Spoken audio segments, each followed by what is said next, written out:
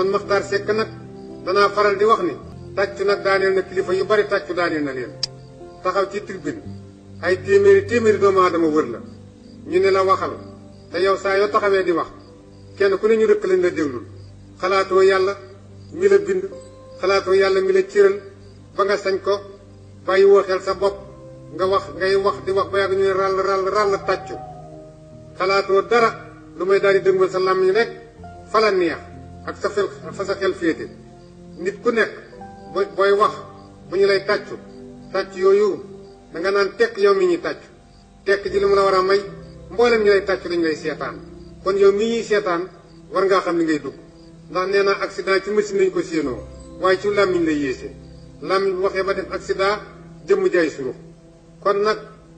ñett loo ci wax waal ci li nga weesu jikkoy jigéen akom nawet ak dund gu sotteegul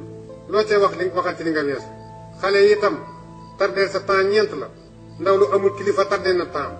ndaw lu nu ngu wut a jàng tardeel na temps ndaw lu nu ngu wut a liggéey tardeel na temps ab jullit bu nu ngu wut a jàmm yàlla tardeel na temps. bëgg jot seen vidéo yi abonné seen compte Résistance activer notification yi abonné activer. lu jot yomb.